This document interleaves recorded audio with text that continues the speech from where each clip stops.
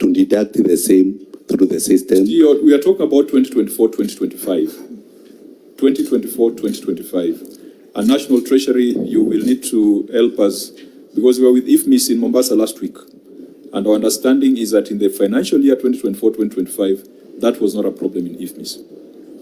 I'm coming there, Chair. I'm saying it was historical in financial statement. We kept on pushing forward before the bank was actually opened special purpose account for deposit account.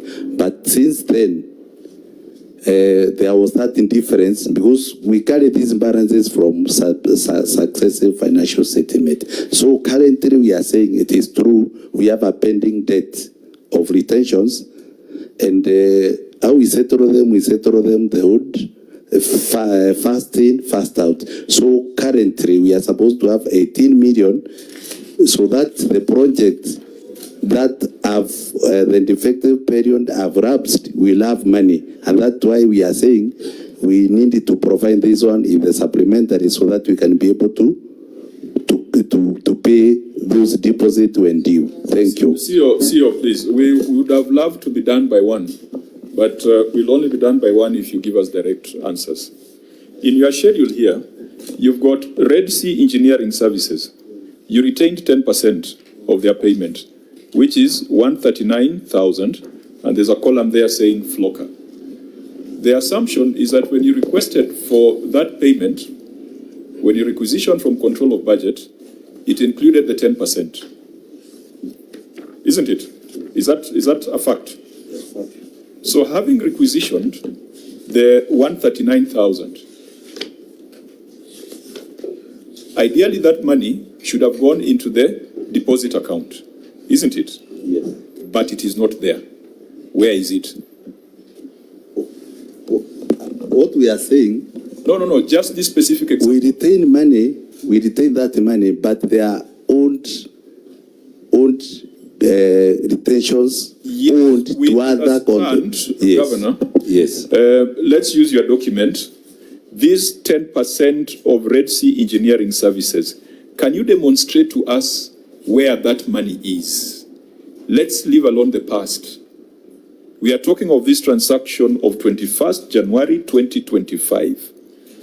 Chair, what he's trying to explain, I hope I'll get it right, is that we have historical retention, can I call them pending bills? Or problems that caught up with us, so that even as we retain what it is we are awarding or we are paying out, we find those retentions of yesteryears catching up with us. And since these ones that we have deducted have not yet matured, we are now forced to pay those ones. Because in the past, the retention money, Chair, was not being deposited and retained for the purpose of retention. We understand the past. So that's why we are not querying 32. You know, if you wanted to do so, we would have been very pedantic to demand a breakdown of the 32. We don't want to focus on the 32. We just want to focus on the 18 million, the movement for the financial year in question. So the historical we understand, and we are not going to bog you down to provide a reconciliation for it.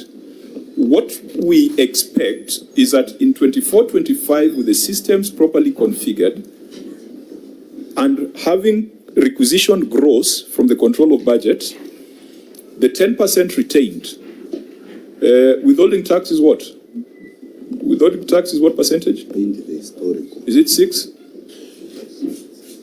You know, a gross payment has got several statutory deductions.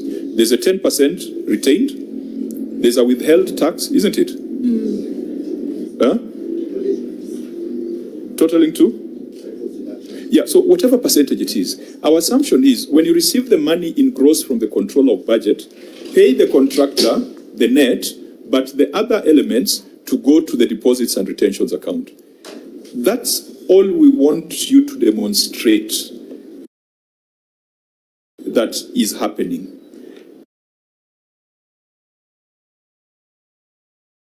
That you are not taking the money for deposits and retentions and sending it to other accounts. There was a county here that took that money and sent it to the county assembly. There are counties that take that money and use it for other things that are not related. It's just that demonstration we want to be assured of. Chair, through the governor, that year the deposit account 18,686,000 hit the deposit account. However, we paid an amount of 17 million towards those historical figures. That's why there's a balance of 500. Can you demonstrate that the money that was meant for 24-25, you paid the outstanding? Yes. Can you demonstrate that? Yes. Have you seen the part of the auditor's finding which says this balance is in respect of retention money withheld, which is supposed to be banked in a refundable deposits account? Auditor General, in your audit, did you see evidence that that money was deposited, was banked in a refundable deposits account? Did you get a bank statement or some certificates to that effect? Chair, we looked at the bank statement. The amount was deposited in that account. However, the amount was used for paying other suppliers. And in accounting, we don't allow teaming and lading. Teaming and lading is whereby you take somebody's money and pay another person. When it reaches the moment whereby that particular person now comes for, supplier comes for his money, the money will not be there. What the county ought to have done is using the historical evidence and proving to the COB that the amount deposit amount for the prior year issues, the historical issues, are not been approved and utilized. The COB could have approved for a special budget to pay the suppliers their retention money and not using the money, because now this time round for them to get this 17 million will be next to impossible. So you confirm that the 18 withheld, retained in that financial year was deposited in the account? Was deposited but paid to other retention suppliers. That's what we are asking you to demonstrate, but you took us on a very long route. Senator Mundigi.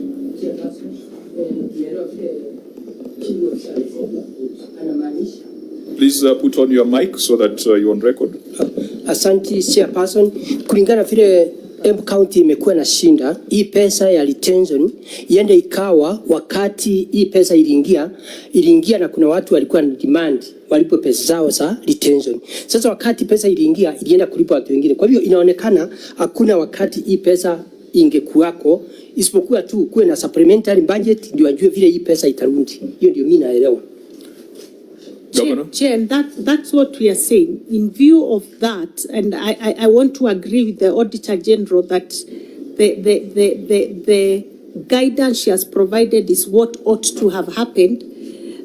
We therefore wish to correct it through the supplementary budget, because retention money is still part of a pending bill. And therefore we will ensure that in the supplementary we do provide for this money so that we can now pay the people who are actually deducted this retention. And then in future, any old retention monies that come our way, we find a way of dealing with it as guided.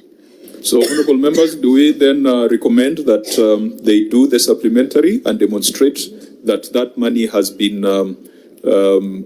matched within 60 days? When is your supplementary coming? Chair, yeah, we are in the process of finalizing the supplementary, so in about a month. So if you come back to us in 60 days, this will be a problem of the past? Sure. Senator Cheraki. Chair, I thought maybe through the OAG, I thought retention account normally has money. So where did it go until it is being budgeted through supplementary budget? I think, sorry, Chair, the Senator didn't follow the discussion. We've explained that we paid historical retention. No, he followed the discussion. He might be up to something. So just respond. That's Yeah, what I'm asking. the money, Senator, was used to pay historical retention, which ideally, from the guidance given by OAG, we shouldn't have gone that route. We should have provided for a budget for the historical, but retain the present. But that's not what happened. We did the other way around. So, Governor, and that's you why agree we are with me? having to do a supplementary budget so that we can be able to get the money back. So before you reach there, you agree with me there was violation of the law? Clearly. Yes. Clearly. So where is the now historically, let's go back to the history, because it's a serious lesson in our schools. So where did, what prompted you to pay historical money or the retention that had been lost? Is it because the previous entity had spent the money without retaining it in the retention account? Or what was the advice based to begin with, Senator, the previous entity did not even have a retention account. So they retained, the retention money still remained in the development account. So they kept using it to pay for work, for whatever contractual work that was done. So that's why there was no money to pay those old historical retention. And that's how we found ourselves here. Finally, through your chair, on the appendix 1 you have provided, I have seen there in an extra 300,000 Kenya shillings. Where this is I want to believe this is the current. Where does it arise from? Because the auditor queried 18.3 million. So why is it in excess of 300,000? Could there be an explanation to that effect on Appendix 1? And we have agreed that in future, at least you number your annexures and responses so that it becomes easy. So this extra 300,000, where did it come from? Because you are trying to update. And then finally, as of today, under your stewardship, is this law being followed to ensure that the retention money is protected so that when need arises, it can be given to the rightful individuals? Those will be my last two questions, Chair. Governor? I'll ask the Chief Officer Finance to explain the 300,000, but I would say that now we are following this to the letter, and I think with the IFMI system as is, it is not possible to actually do what we've done right now. So we will make sure people are paid when their retention matures. Very quickly, the 300,000 gap.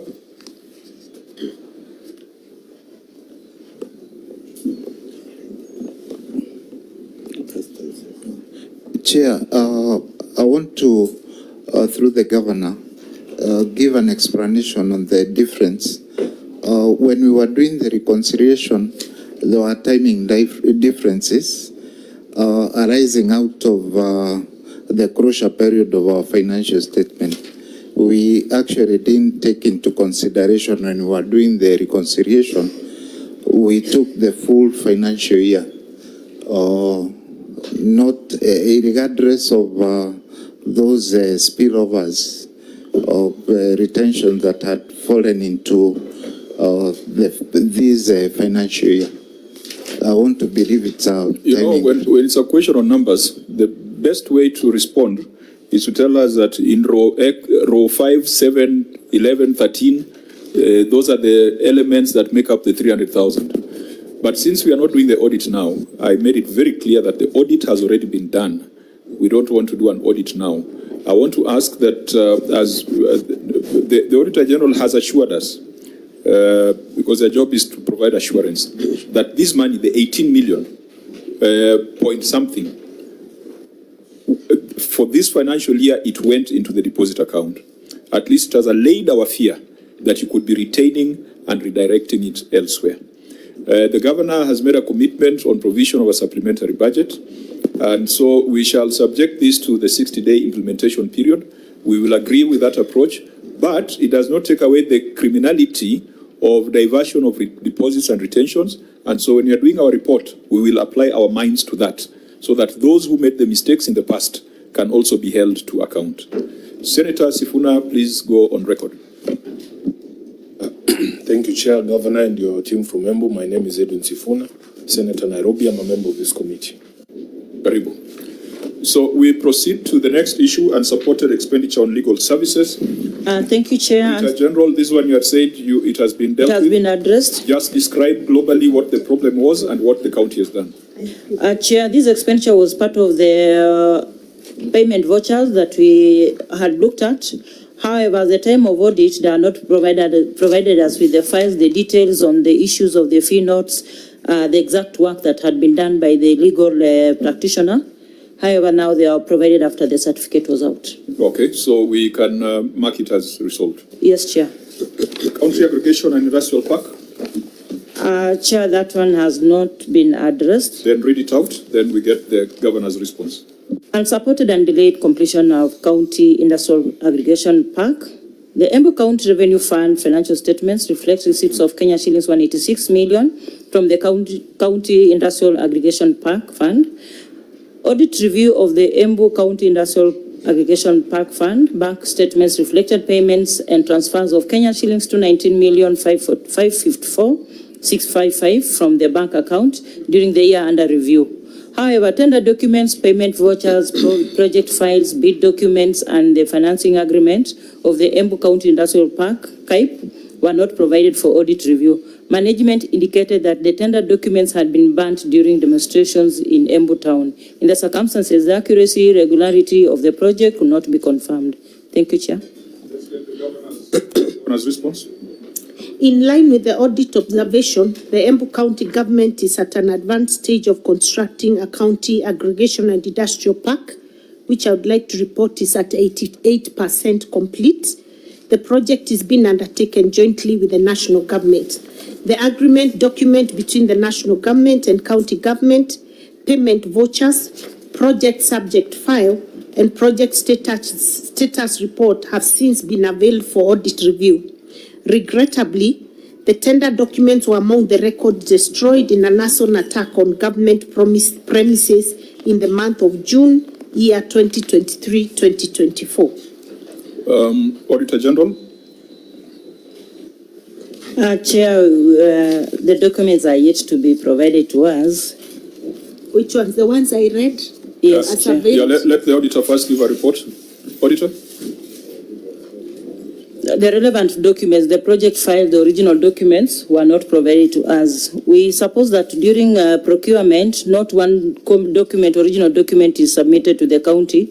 There are like 3 copies at least of the original document. So minus the original documents, we could not be able to confirm the status. They have not been provided to us, Chair. OIG, this 219 million that you have cited, it was paid in which financial year?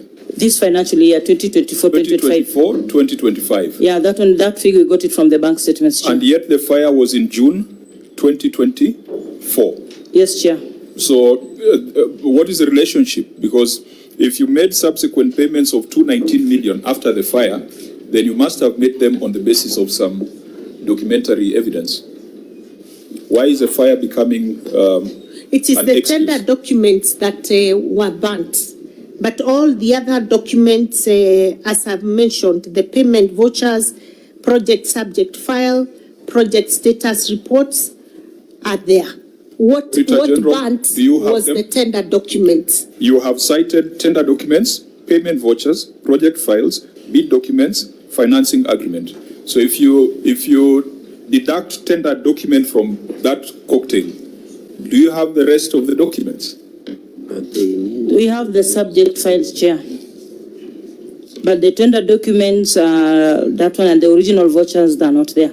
They were banned. Governor, you see, the reason why we are saying we are not doing an audit today, what you ought to have demonstrated, because the auditor has listed the documents that were not provided.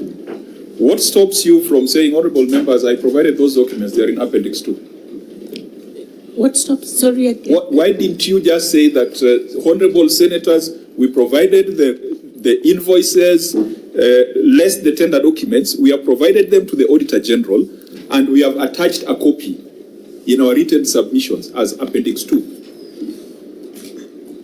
I Because think how do we now that was confirm? How do we confirm that you gave them to the Auditor General without visibility of what you shared with the Auditor General? Chair, can I confirm to ensure those documents are here tomorrow? No, Because we have them that and, would be new evidence, and it can't come after the meeting. Auditor General, can you confirm that you have the documents? Besides the tender documents. Yeah, with the exception of the tender information I documents. have that is that the payment vouchers, project subject file and project status report and the agreement document between national and county government were provided to the auditor. OAG?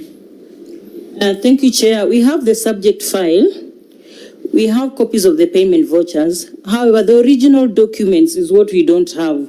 We may not be able to confirm minus the original document because copies. You are What's confusing a us. specific- Original documents of what? Tender documents, the tender But documents. those are the ones that burnt, Chair. That's what I'm trying to say. Governor, let's not harass the auditor. The auditor is prosecuting a case. Sorry, I can't harass a fellow lady like me. If saying you Sorry, if it would I'm have been a sorry, man, OAG. you know you have to be very careful. I also can't harass a man. Because if it would have been a I'm man, you'd have harmless. harassed. I'm harmless. but Sifuna was peaceful. Now you have aroused him. I don't know if that is the No, correct word. Chair, you're now getting even into more problems. Your English is a problem. You have roused him. You have awakened him. Senator Sifuna, you wanted to make an intervention. I just wanted to give the auditor guidance. When you use the word document and we are confused as to which document, you don't have what you have. You just say, we have original copies of the payment vouchers, the project files, bid documents. What original document don't you have? If it is the tender documents, the governor is saying they were banned in, which is, we've been told that people in that region don't do mandamano. It's very surprising that there was mandamano. I don't know what was going on. Chair, So that is the guidance I want to give her. Chair, Okay. looking at the audit query, the OAG is very specific that management indicated that the tender documents had been banned during demonstrations. What I expected from the governor is an initiative to show that if these tender documents were banned, for example, that they should have provided a report to the police station, probably an OB, the indication of reconstruction of this tender document. Number 3, her due diligence to ensure that the fact that the tender documents had been banned in Embu town, there has been a proof or a demonstration to ensure that that thing is serialized. Because, Chair, even when Kitui, Finance Department, I think it was Nyamira County Assembly was banned, the DCI was able to reconstruct the documents until the entire process was completed. In any case, Governor, I thought these tender documents come in triplicate, for example, where the governor retains or the entity county government, the contractor, and I think there are normally 3. So the issue of availing of the original tender document should not be an issue.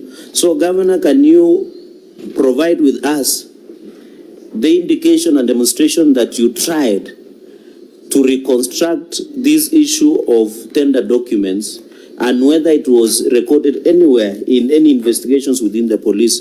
And finally, Chair, you should also indicate to us, you are one of the counties that is almost completing this KIPES project.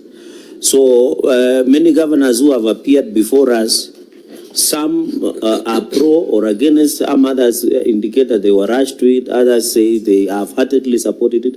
What is the economic value to the great people of Embu County? I yield back, Chair. That will be my 2 questions. Okay, before you respond, Senator Mundigi. Okay, Chairperson, siungi gavana mkono lakini mnajua hata Senate. Bwana speaking Chairperson, mimi mwenyewe wakati You are not supporting her now or yes, global? I'm not supporting the governor, but I want to make a comment about this. About how was happened. Wakati moto iliingia katika maandamano ikachoma ile county office, mi mwenyewe niandika statement na nikaleta kwa Senate na nikasema security pia team iende ifanye upelelezi, na hapo tutunde haijaenda kuangalia ile nyumba. Kwa hivyo ni kusema ukweli, nikiwa senator wa Embu County, ati nyumba ilichomeka na ikachoma document zote. Ofisi ya county ikachomeka wakati wa maandamano. Kwa hiyo nakuwa maandamano Embu ilikuwako kali sana. Kwa hivyo hata sasa wakati niandika statement nikasoma nikakuja Senate nikaleta document, lakini hata Senate yenyewe haikuchukua jukumu ya kwenda kuangalia vile ilifanyika Embu. Kwa hivyo upande mwingine na accuse senators hata committee yenu kwa sababu kwenda kuangalia. Ya pili, mambo ya document, mambo ya wacha senator Mundigi amalize, wacha amalize.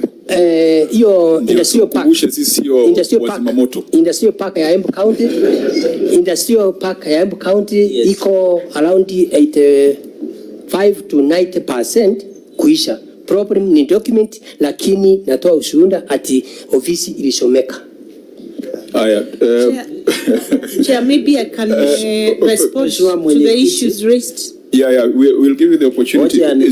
Mwenyekiti, yes. Ingekuwa vyema kama senator wa Embu angetuambia ni kamati gani ilitakana kwenda kufanya uchunguzi, kwa sababu kusema kamati hii haikuenda kuangalia, sisi kamati ya public accounts hatuko na mambo kama hiyo. Hatuna uwezo wa kuzima moto. Correct. Senator Lelekwe, then Senator Dula. Chair, I think it will be easier for us to construct to get that tender documents from the contractor. I believe the contractor is there. That's why you're reporting that 80 to 90% of the project is almost complete. So we can be able to get that document from the contractor. Chair, actually, in our meeting as we were going through this report with the team, I did actually tell them that it is possible to reconstruct that tender document by talking to the contractor, because they must have a copy of the tender document. Governor, that dawned on you just this week? When we went through it, because I had hoped that they had reconstructed, but they hadn't. Yeah, because, we had agreed quite a while back. Because you see the danger, you are paid to 19 million in that year without a tender document as a point of reference. So the reconstruction is not something that it should not have been a eureka moment just this week.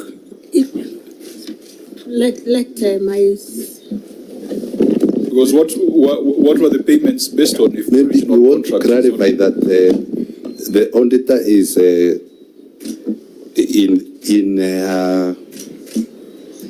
investigation is only talking about original document, and original document that was burnt down, but there is a copy document, and that is the document that we are able to process even those payment and also keep records. The contractor also has a copy of what he submitted, the winning contractor. But to get the original document as the auditor is requesting, that is, that's the difference. I think we get the point. Senator Dula? Chair, I think the matter has been clarified. If they have the copies of the document which can be actually verified, is enough. What we wanted the governor to say is that we are reconstructing the tender documents. Yes. Number two, we have reported to the police, and this is the OB number. So that should be enough. Actually. Chair, what happened in Embu County in June 2024 is not a small matter. You know, our office was literally burnt inside. From outside, you wouldn't have thought there were ashes in there. And it's only last week on Friday that we've been able to get back to that office. We've had to, renovate, or is it rebuild the inside slowly because of it also caught us at a time when we did not have money. But so we definitely reported the arson immediately to the police, and we listed down all the files that had burnt inside. We had a room where we had stored all these files, and so that's actually what happened. So we did report. We We have an OB number. The DCI promised to investigate. We've really never gotten to the bottom of the matter to date. Yeah, so I think there's a substantive issue around insurance of government property, substantive issues around asset and risk management. We'll deal with them at the tail end.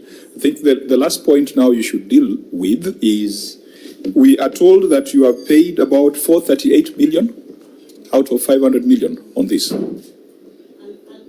I'll ask the county finance, please confirm. Yeah, total amount paid, and then that question to reframe what Senator Chirarge asked is that from your perspective, is this a value for money investment? Yes, it is. And I'm speaking this knowing that, there's the cry of creation of employment. And if you look at our county, our CIDP, there was a general demand by the farmers for value addition of our produce. And particularly, this came from the dairy industry, macadamia, avocado, and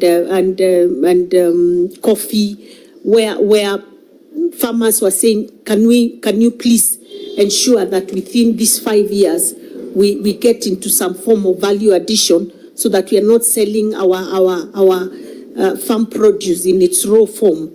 And so that's why when the idea came and the national government was willing to partner with county governments, let me admit that I was among the first governors to embrace the idea wholeheartedly, because I saw an opportunity, knowing that this was something that I had, had a conversation with the people of Embu County. So yes, I want to admit that those that embrace the idea quickly are beginning to see some light at the end of the tunnel. It's been a journey, and of course, people were also reluctant about our part contribution, and there were challenges. But those that embraced it, we've moved on. About 11 counties are now headed towards completion. And the beauty with it is that the national government has also decided that they will run with these 11 counties, so that at least they make sure we operationalize, so that there can be seen to be some real output and real impact with the first 11 counties as the others continue to implement theirs. I know there's some money also that has been provided for the other counties that are not yet received their 250 from national government. So yes, there's value for money, I can say that. You are now on what percentage completion? As we are at 88%. And actually we should have completed, it's just does that tie with the amounts paid? Because the amounts paid were putting you at almost 93%. That's why I wanted them to confirm, because to my understanding, I think we have less than that remaining. Yeah, CEO, maybe just the number. Yes, I want to confirm that as at in June 2025, we paid 416 million. 468. 416. 416. Yes. So that puts it at almost 90% in terms of the certification. True. So when is the expected completion date as per contract? Because the reason why I'm asking this, for us to frame our recommendation, because we'd also be happy to come and see a successful industrial park. The rest of your colleagues, more than half of them, have got fairly negative vibes about this. We'd be happy to come and see one that is functional, that can act as a test case for the others. When you visit, you should visit Meru. Meru is at 99% complete, actually. They're actually done. It's now operationalization. So you are at 90%. By when can we visit and see an industrial park in action? In action, I'm not able to tell you right away, because what we are at the stage where now we gave out the value chains, and we have developed our value chains and come up with investment plans that we've been developing between ourselves and the national government. Now, the national government is currently planning on how we can get the equipment that we need, where we want to do it ourselves or help small business people to come and do value addition, common user facility, they are willing to help us with the equipment for that. So Governor, for the 500 million, as per that contract, when is it supposed to be delivered? Before we go into the value chains? We should be completely done in another 2, maximum 3 months, because what's remaining are really exterior works, and there was a whole issue around waste management that hadn't been properly thought through, and that's what also is holding us a little. But we have people who are interested. We have had investor meetings that have been guided through the national government, and we have people very willing to come and start off. In fact, I've signed an MOU with a Chinese company also that wants to come and start off as soon as possible. So I think, members, this would be a good project to visit. And Kirinyaga, I think, is even ahead of us in terms of real investors, because I know I think the avocado value chain has somebody already at their industrial park. So, yeah, there are a few success stories. We are not yet fully operational, but I believe by mid this year, a lot of these industrial parks will be at least operational. Fine. So, members, the issue here was the documentation to support the expenditure. I think we have agreed on how that should be dealt with. We will make recommendations for you to fast track completion and for us also to come and visit. So we can move on to the next issue, which is undisclosed account payables. There was an issue here. Thank you, Chair. Undisclosed account payables, that issue was not addressed. I wish to prosecute. The statement of financial position reflects current liabilities balance totaling Kenya shillings 1,722,877,451. However, the balance excludes our liability in respect to transfers from special purpose account amount of Kenya shillings 10,167,300, which was borrowed from the special purpose account but was not refunded back to the account.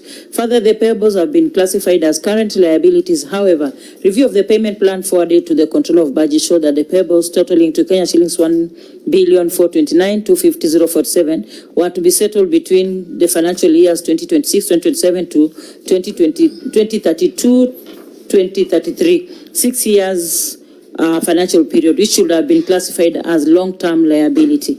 In the circumstances, the accuracy and completeness of the current liabilities balance of Kenya shillings 1,722,877,451 could not be confirmed. I submit. Governor? The schedules provided to support the figure 1,429,250,047 payable between 2026-27 to 2032-2033, a 6 years financial period, which should have been classified as non-current liabilities. The observation has been considered and shall be implemented in future reports, while the 10,167,300 was not a borrowing but an inter-account transfer, which was appropriately journalized and authorized. And there's a journal entry in Appendix 2A, Roman 2A. So there are two issues there. Auditor General, could you tell us your assessment of Appendix 2A and that response by the Governor? Chair, for the second portion on the issue of the non-current liability, that one can be carried, will be considered in the financial year 2025-26. However, the 10 million, the way it was accounted for, because it is still in their books. One book is showing a receivable while the other one is showing none. It's up to them to do the reconciliation, Chair. Now let's speak in English. You have said 10 million was borrowed from the special purpose account but was not refunded back. Yes, Chair. And in the account, it's showing as a liability, a debt. But in the executive, it has not been disclosed. So what is the essence of Appendix 2A? What are you trying to demonstrate with that journal entry? I mean, it can be a piece of paper that was run in River Road. Can you explain it?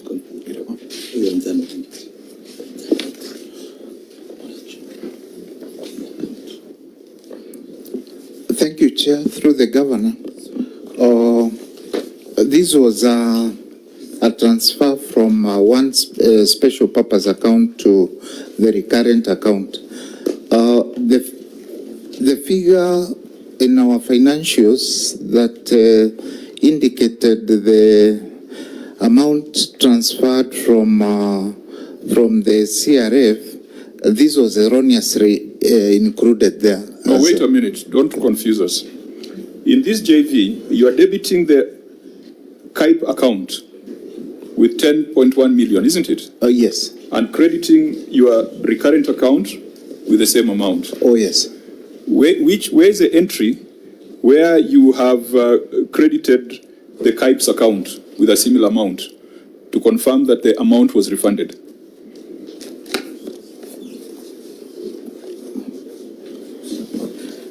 Because this JV just confirms what the Auditor General has said. Where is the entry that brought the money back?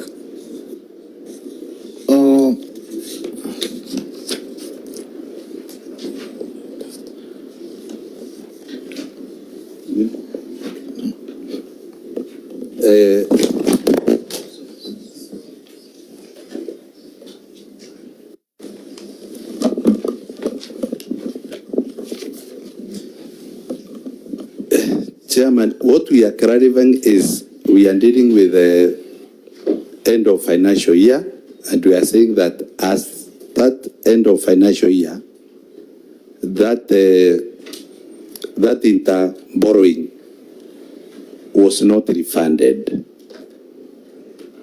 and in our financial statement, that is what you need to either demonstrate or you say we agree with the Auditor General, and therefore we make recommendations.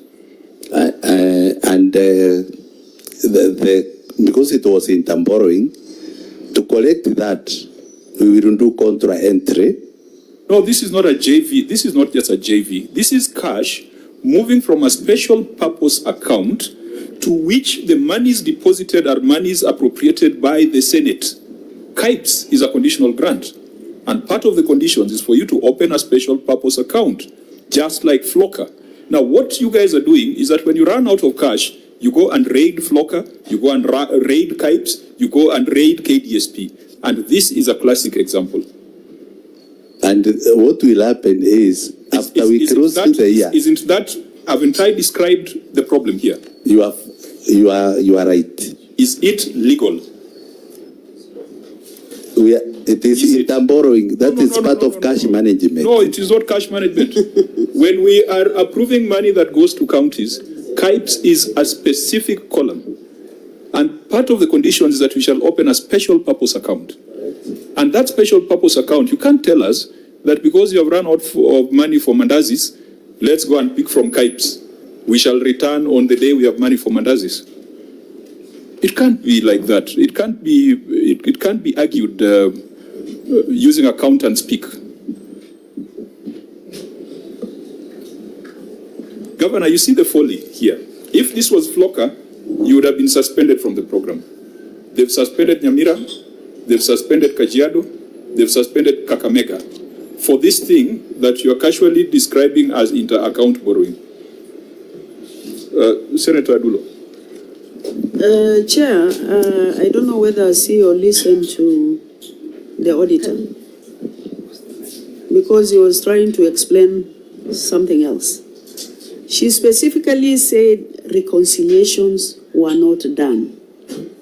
Maybe what we need to know from him, have they tried to reconcile those figures? Because she was specific when she said the county has not done reconciliation. But he's trying to explain borrowing from here, borrowing from there, and all that. Can he tell us what he has done as far as reconciliation, as the auditor said, is explained? Auditor? Thank you, Chair. This paragraph has two issues. The first, reconciliation on the issue of classifying the liabilities has been done into the non-current and the current liabilities. The second bit, which is the first paragraph here, the county borrowed 10 million from KIPE, which is a special purpose, specific project for utilizing that money. However, at the time of audit, this 10 million had not been refunded back to that special account, the borrowing itself, first of all, it was illegal because they ought to have gotten that money from the COB. So, can we address ourselves with that, Senator? I think, Chair, that is where the crux of the matter is. Governor, you have told us that your farmers are waiting for this industrial park. How can it be the way the chair has put it, that you can read that account to finance Mandazi? That's the words that he has used. We didn't finance Mandazi. That is quite I simplistic. was just borrowing the chair's mouth. Mandazi will pay with our pockets. You credited the Embu County recurrent account. Yeah. And when I was in the world of finance, JVs had narrations. So there's no narration on this. So it is upon us to make any conclusion for that kind of transfer. Proceed, Senator Sifuna. Yeah, thank you for the protection. You know, she had said she would not harass me, but without you, very safe. So that is the crux of the matter. If your officer there has acknowledged that there was a problem and the auditor has properly classified it as an illegality, then, Governor, you have an explanation to give the people of Embu. How is it possible that money meant to build an industrial park is being used to finance Mandazi? This money was actually retention money for the KAIP because it stayed within the SPA account. So we did not touch on the money meant to develop the KAIP. And I think it is very, very important that that goes out, because if that was the case, Chair, I would not be number 2 in the county in implementation of KAIP. If indeed we were... Governor, I hear you. I hear you. Yeah. You're a good politician. You are good in building the vision and painting the picture. But accounts, it is the numbers that matter. Movement of cash, it is what you debit and what you credit. So just pause a bit on the big picture. Let's first deal with the details. The auditor has called it an illegality. But the auditor has also said you should have refunded it. So even if you were to close our eyes to the illegality, was there an entry to refund the money? The finance officer says that there was plan to refund this money There was a quarter. plan. It was supposed to be refunded. There was no way they were not going to refund, but they delayed the refunding. But we are going to make sure it happens immediately. When was the JV raised, transferring the money? Can you explain? And assure that you are refunding, please.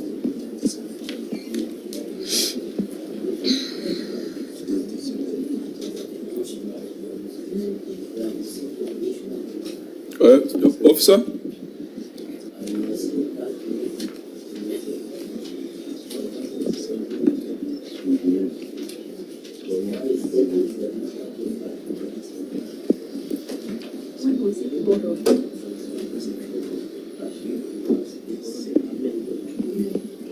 Officer, I thought I'm seeing the date here. Why is it taking you long? This was the date for borrowing. That was the date for borrowing. Yes. Which was? May. 21st of May. May, yes. So when did you intend to refund it?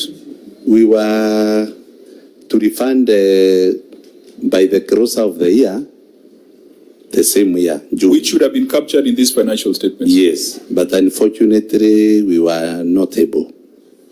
And what did you use this money for, now that you're disputing the Mandazi analogy? No, we are saying... So what was the money used for? When you move it to the Embu County recurrent account, what kind of debits do you do there? Maybe I cannot be able to recall now, but... No. Broadly speaking, what kind of withdrawals do you make from the recurrent account? Is it operations? Is it development? Explain. Is it salaries? Let me explain. Chair, around the month of June, we had what we were calling a Buddha Buddha Summit, where we were launching the Buddha Buddha Circle. And he came and told me, we have no money. There's no money yet. There's a delayed exchequer, and the summit was here. And this money we had undertaken to give to the SACCOs. So part of that money went to the SACCOs and therefore should be refunded in this financial year. Members, between this and the housewarming, Because there was a delay. Which one is a bigger sin? Chair, I think this is worse. This is worse. The clarification I needed is 21st of May of which year? 2024? Or this year, last year? 2025. 2025? Yes. Governor, how many exchequer releases have you received since that time? And you don't seem bothered that you need to refund this No, payment. Governor, just 1 minute. Just one. We appreciate your honesty. Yeah, I don't like lying because you see, if the money didn't go to my pocket. You actually don't have a choice. Then I have no reason. Are you not under oath? And you are appearing Yeah, but before, people lie under oath, Senator Sifuna. We've seen people mislead this house Chair. under oath. So I think I've been here and I've let's seen us restrict- misled let's even by restrict somebody ourselves under to- oath. Chair, the And only because the money- clarification I want to make, Governor should not feel like honesty in the House of Parliament is a favor you're doing at. No, I'm not doing a favor. I'm doing what I should say. You're not special. You are under oath and you have an obligation constitutionally to tell the truth. But that is exactly what I've done. Are you order, disappointed Governor. that I talked No, the truth? I'm not saying that. I'm saying you cannot He looks claim like it. he's disappointed that I You talked cannot the claim it truth. as Governor. a badge of honor. You're Governor. expected to tell the truth. Order. He said it's an honor to give you the truth, Please, don't claim Senator. it as a badge of honor. You are expected to tell the truth. You are under oath. But I didn't do so. It is you who is saying so. Governor, I didn't say so. Could you Senator, address Senator Sifuna through he's the also chair? now he's harassing me. No. Chair, I you will must make protect me that from Senator determination Sifuna, if I because he's now feel harassing me. you are harassing the chair by talking when the chair is talking. Please listen to me. I started by appreciating your honesty Thank you. because other people would have claimed that the money went into general budget support. You have made our work easy. That you raided the KIPES account to finance a border function. And that honesty is important. And members, for us, now it is upon us to make our determination and to make our recommendation. Just 2 days ago, we had a similar case where they raided the deposits account to finance a housewarming for the Speaker's residence. So, I mean, it's just same thing, maybe different flavors. I think, members, let us make a determination on this. The ruling that we gave 2 days ago must be the ruling that we give on this, on the illegality and the fact that such borrowings cannot be accepted, particularly if it's money that came through the hands of the Senate, because we know KIPES and we know the fight that has been there. We know the fight that we have put up so that that money is not withdrawn at the center. So I don't think any protracted argument is going to change the facts. It was an illegality. It was to be refunded. But even that refund would not cure the illegality. That refund was not done. But now we have an idea on what the money did. It was not for Mandazi. It was for borders. But Chair, that clarity on, because we are aware how many exchequer releases have gone to Embu County since May of 2025. We need an explanation as to why refunding this money to KIPES is not a priority, including, Chair, when we were in Mombasa just recently, the Treasury showed us a disbursement schedule, and I believe there was money that was released to Embu County this month. So how is it not a priority to refund something? And it is you've already broken the law. You are not in any hurry to repair the damage that has been done from a legal perspective. So, Governor, perhaps it would be neater, either you or your officers, now that the refund has not been done, to give us some commitment to which we can hold you accountable. Chair, I'm promising you with the release that we have right now, because there's some release that came, we are going to fully refund the 10 million. Okay. So then members, as we are doing our report and sending Chair, our report to the House, will determine what to do with the illegalities. Chair, also, we realized that it was an illegality, and I want to promise that going forward, that is not going to happen again in Embu County. It's the first time we did it, I think, under immense pressure, but we will never do it again. I think that's good. I want to promise that going forward. That's good enough in terms of a submission. We will, when we are writing our report, we will determine what to do with that illegality. Chair, there is a difference between somebody who breaks the law, not knowing that they are breaking the law, but somebody who knows this is illegal and they go and do it, and then they come and tell us here stories about honesty. Those ones must be subjected to even more severe punishment than the people who do break the law out of ignorance of the law. These are those criminals who know they are breaking the law. These ones, remember. The power is in our hands. They say so the law is no excuse. The power is in our hands, honorable senators, and that is why I said today we are not doing an audit. Today we are establishing the facts so that we can recommend the action that must be taken. Senator Mundigi. Yeah. Yangu ni kusema unajua saini saa saba ni wakati wa njaa imeingia sasa. Rafiki yangu ako juu, gavana ako juu, mimi naomba dialogue. Mimi siko juu. Sawa. Mimi naomba dialogue kwa sababu gavana wamekubali pesa ilitumika na ni makosa imepatikana. Ile kitu muhimu katika ulimwengu ni mambo ya dialogue. Bora gavana apatiwe time aende arudishe pesa before muweke recommendation. Bora tu ni yeye aseme atakaa muda gani kama amerudisha pesa. Hiyo ni kitu kidogo. Yes, makosa ilifanyika. We have undertaken, we are going to refer that money immediately. It goes through the COB. Okay. No. We need to close this. I need to provide guidance that Senator Mundigi is, you're a friend of the committee, not a friend of the governor in this current setup. So don't forget that. Asante sana. Can we proceed to the next one? Maybe just on the appendix 1 on prior year matters is what will happen. Maybe the OAG can guide us. How do we track now that the governor has given a commitment that the 10 million will be returned? Yes. And I'm surprised by the gentleman who said this cash management. You know, unless I need to know what is the qualification of that gentleman. And secondly, can you direct that the OAG maybe in the next 90 days to give us feedback whether this money has been taken back to special purpose account? And finally, to ask Mundigi, this is a constitutional process under Article 229. There is no place for dialogue. Dialogue, we can do it in the village, but here is Article 229. Consideration. Pesa inarudishwa, itarudishwa hata kama makosa ilifanyika. No, okay. I think we need to proceed. We have had enough information on this matter for us to be able to do a recommendation to the House. Let's go to the KEMSA debt. And reconciled KEMSA debt. OAG, you had updated that this has now been reconciled? Yes, Chair. So let's not spend too much time on it. On voided transactions, there were 862 transactions amounting to 313 million that were voided. OAG, we had asked you to confirm whether the voided transactions related to approvals that had been granted by the controller of budget. Chair, I wish to confirm that the voided transactions had not been approved by the COB.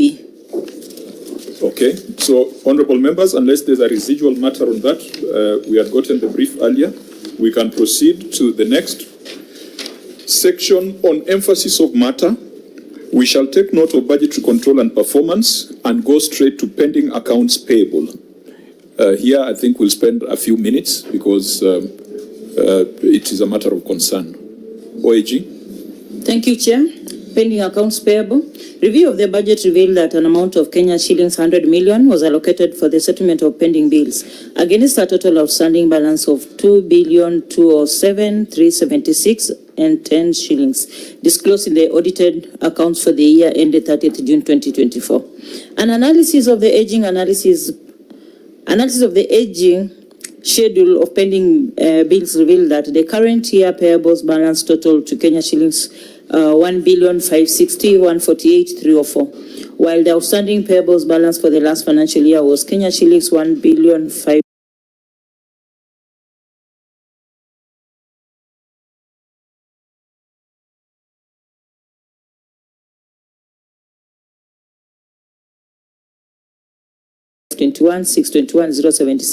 This represents 38,527,228 or 3% increase in the pending bills from the financial year 2023-2024. Further audit review of the payable schedules revealed that as at the end of the third quarter of the financial year, the outstanding balance of the accounts payable was Kenya shillings 1,748,082,570. This indicates that the payables were not settled as first charge on the budget. Failure to settle bills during the year in which they relate distorts the financial statements and adversely affects the budgetary provisions for the subsequent year to which they have to be charged. I submit. Governor, your response? The management has endeavored to settle the accounts payable through budgetary provision as well as deliver development to the resident 23 being paid out in the year under review. There was, however, an additional bill of 333,718,734.46 attributed to the shortfall in own source revenue. Appendix 3, movement schedule. Auditor, what's your opinion?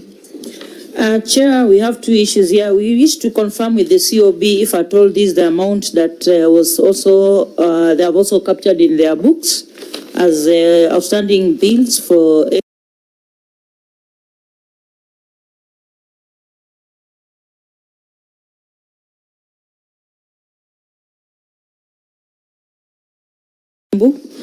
and number two, they need to give us the current status on how much they have paid. COB, do you have you applied your mind to it? Yes, Chair. Okay. I wish to report that the County Executive of Embu, their pending bill is at 30th June of 2025 stood at 1,146,909,550.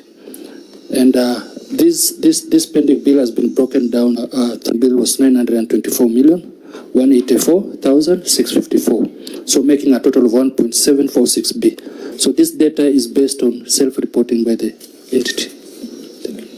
Chair, I'm a bit confused. The document that the governor has referred us to at Appendix 3 has totally different figures. The thing I noticed about that document, though, is that it doesn't have a date. Maybe the governor can clarify to us what is the date. There's no date on this Appendix 3. These figures are as of what date? Because the COP is giving us a different story. And secondly, if the governor can explain to us what she makes of the requirement that pending bills be a fast charge on the county revenue. What does that mean to her understanding? Chair, in addition, if the governor can note down from the audit query that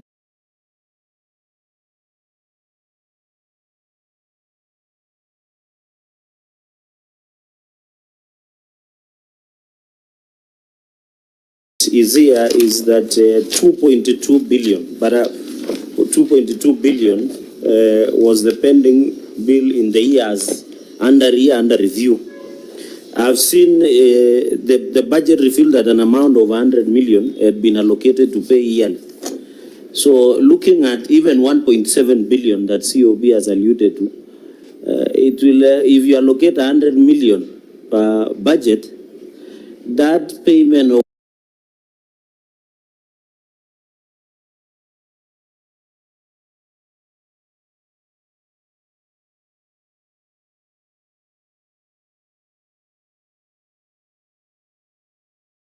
$1.5 billion will be paid longer until Senator Mundigi would have gone to retirement.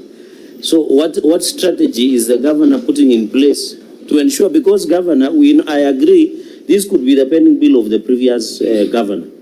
But you have to agree with me, there are many businessmen and women who are suffering because of this pending bill. You and me know that.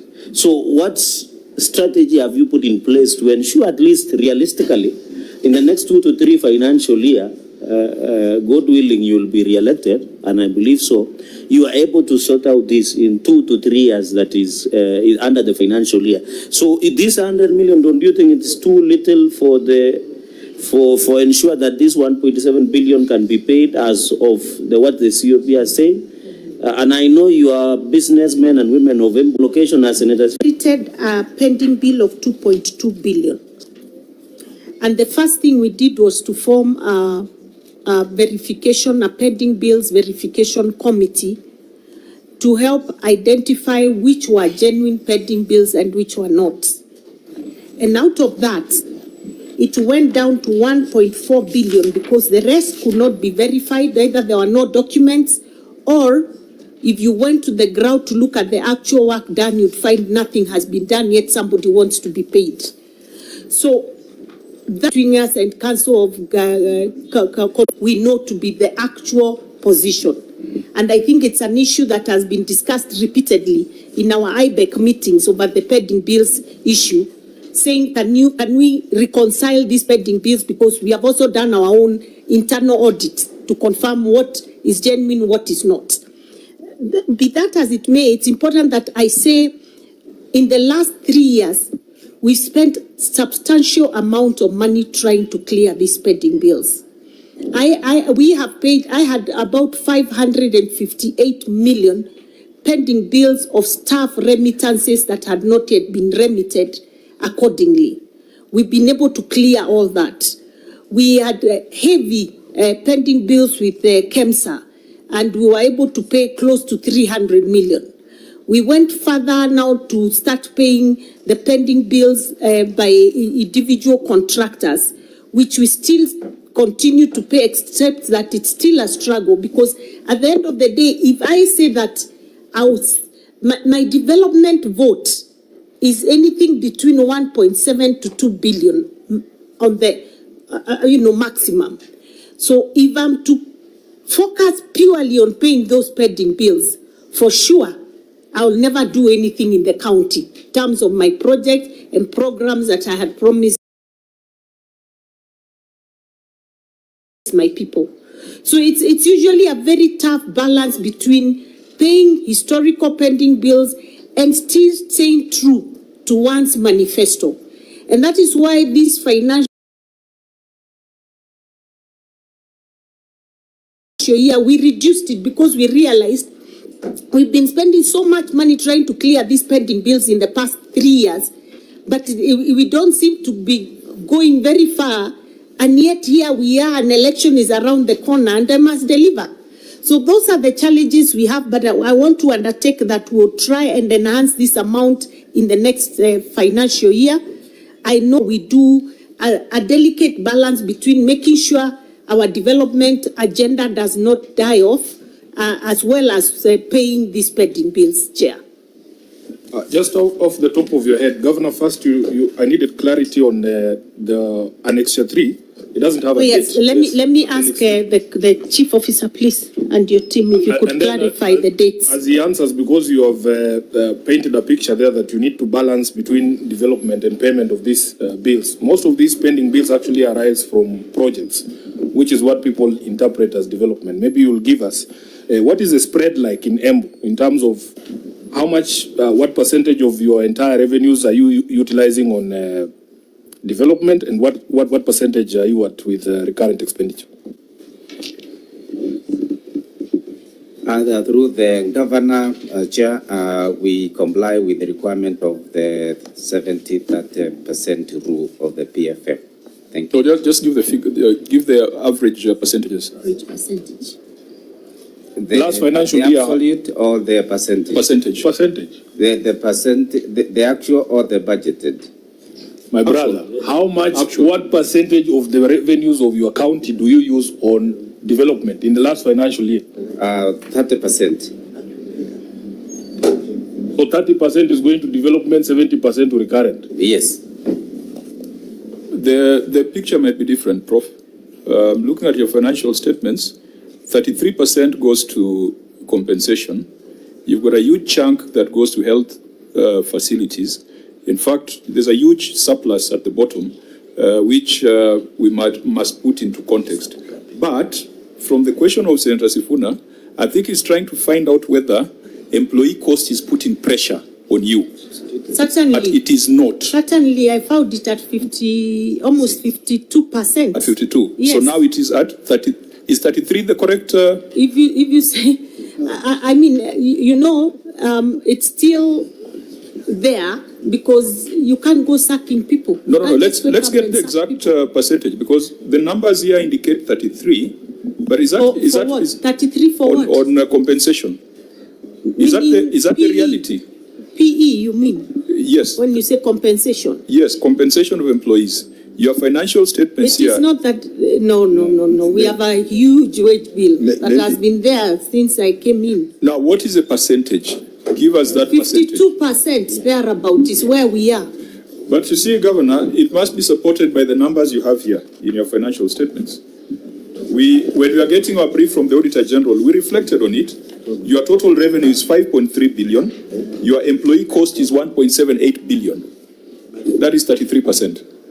And Chair, in I think addition there's to something what that's you are... not right. Maybe These are your numbers. Let me Can I please clarify. Let Yes. the chief officer. Yeah, the first thing to clarify is this Appendix 3 is a schedule of movement of payables as per what was queried by the auditor, and this pending bills that belong to our suppliers. And what we are saying, That was not the question. As at what point? Those figures are as at what date? The as at 30th June you are an accounting 2025. professional. How can you put out a movement of pending bills without a date? It is as at 30th June 2025 as per the narration. So the COB's figures are wrong, or your figures are wrong. I think what the Senator's frustration is a clerical error on your side. You have this Appendix 3. I want to clarify the difference between COB. Wait a minute. You have this Appendix 3 where none of the columns, none of the rows has a year or a date. It's, I hope you have seen what the problem is. Okay, yeah. It is an omission on your side. On date. And I think you just need to accept and move on instead of trying to explain. Accepted. Okay, proceed. The other issue is... Chair, interestingly, what is the qualification of this gentleman who is here with us, and how long has he been serving in Embu? Because he wants to allow us to be on a wild goose chase in every question. Who is he? Can he just introduce ourselves properly so that we handle him at that level? Okay. And give us ISPAC number so that we the goodness is we have a representative of ISPAC here. Because every question he asks, this guy should be a very good politician because he dodges every question. He avoids every question. I hope you're not referring to yourself. No, I'm not referring to myself. I'm saying he has a tendencies of some politicians which I'm not included. Now, I think I have a duty to protect the witnesses, but it is not an unfair question for the senator to ask who is this person addressing us. I think we are done introductions. Maybe just reintroduce yourself for that comfort. I'm a qualified, certified public accountant, and we ISPAC number 9050, and I have my FERA certified accountant. No, talk about yourself. Leave others out of this. And fine. So you're a member of ISPAC. ISPAC is here, so they will take a decision on whether these clerical errors are indicative of professional negligence. But I think let's proceed. Let's go beyond the gentleman. So the other clarification, Chair, was those figures between what we have reported as a schedule. Here we were responding to the query of the auditor, and these were the suppliers. That is what was queried. And we also note the COB report on global figure, which includes other liabilities or other payables like not statutory staff deductions. So that is why the differences were there. We were responding to what was queried. Are you also able to address the issue of the percentages? No. Let COB, you want to respond to that first before you go to percentages? COB, thank you, Chair. I'm just having a problem with the numbers because if I look at the governor's response on the amount of pending bill they have settled, it is substantially differs from what has been reported. the COB. I agree with you, Gashanja. The numbers don't tie. Even if you look at Note 32B, Note 32B, which should be the authority in your financial statements on these movements and on the actuals, the numbers don't tie. Isn't it in Note 32B that you have explained trade and other payables? Isn't that where you are supposed to find the pending bills? Yes, Chair. And if you look at the numbers there, they don't tie to any of the numbers that the governor has read. No. And so at the end of this, we'll put the question, what was your actual pending bills as at the close of that financial year? Because the COB has a different number, you have a different number, the financial statements have a different number, the budget also had a different number. So, Chair, we will undertake to reconcile those documents. We will undertake to reconcile those documents. No, there must be a reason why they're not trying. You as an accountant, no, there was this financial statement. The only explanation is timing difference, because you could see there were some processes we made after the year closed. Because of that, we are usually given by the Treasury. So that is why you didn't put a date on this document, so that you can give us that clever explanation. Because we are talking about the close of a financial year, which is a definite date. The same date that the COB is using, the same date that is in the financial statements. Yeah, Governor, you are just a minute, just so that we agree on the numbers that perhaps you're quoting. Assuming that your numbers in Appendix 3 are the numbers that you own. Are these the numbers that you can support? The ones in Appendix 3? Yes. Then you have numbers in Note 32B, which were certified. That is 1.7 billion. Your number here is 1.5 billion. So which one do we use? And I've explained this send is for suppliers. The difference is other payables, and I've only stated that there were payables. The total for suppliers here is 1.527. Yes. 1.527. Yes. 1.56. Yes. So you still have a gap of 33 million. Also, Chair, variance. Even the confusion, Governor, look at the title of that document, Appendix 3. You have not made that distinction that this is only for suppliers. You have said summary analysis of pending bills movement, which in my layman's understanding, I'm not an accountant, is a summary of all pending bills. We have indicated it is suppliers, and we were responding to the auditor's query. Look at the top there after Embu County Government. Can you read it for us, unless... It is the title. What is it saying? As per the auditor's Just query. read the title.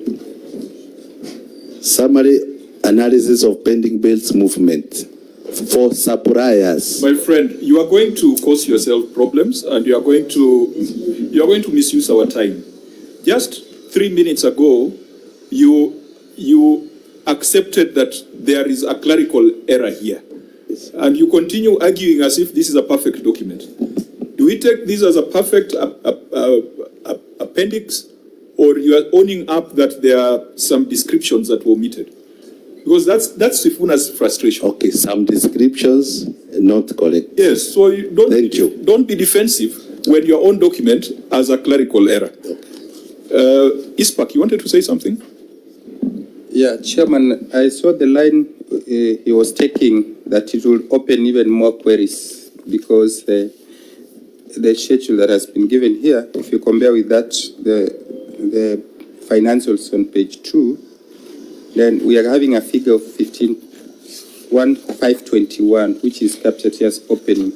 So if we go further, we'll say now the closing they have given here is as 1560, as at what date?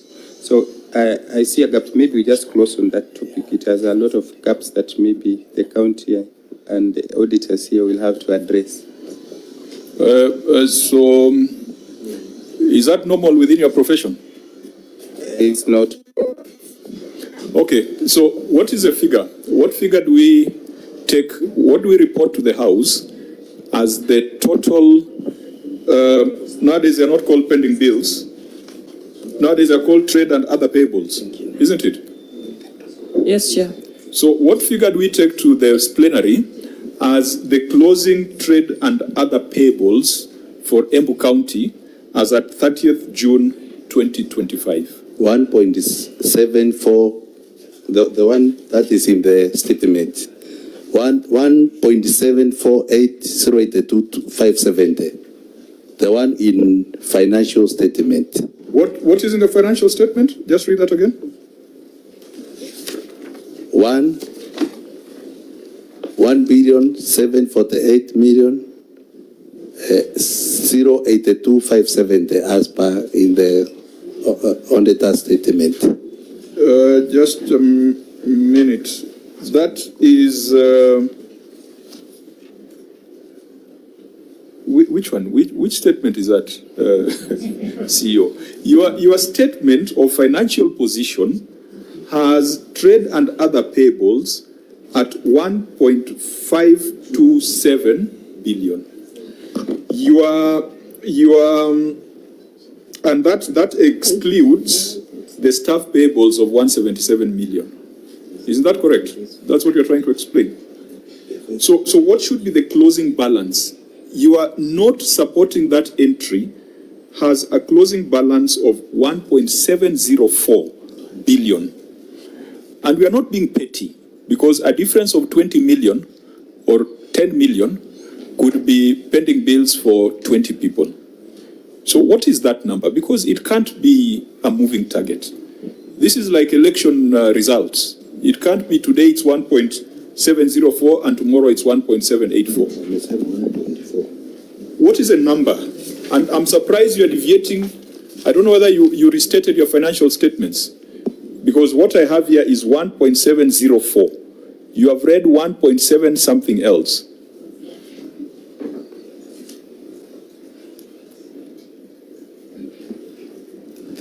We can confirm that the auditor has read 1.746. Auditor, where did you get 1.746 from? And ours was 1.748. Where is when you say yours, where is it? Which entry, which page is it on the financial statement? Because we are looking at the auditor's report on your financial statements. Auditor, where does your number come from, if it didn't come from here? Chair, our figure is 1,748,082,570. The 1,446 is for COB. So your figure, where does it come from? Financial statements. Where? Which one? Which entry? Because I'm looking at trade and other payables. When you go to the financial statement of position, page 2, numerical 2.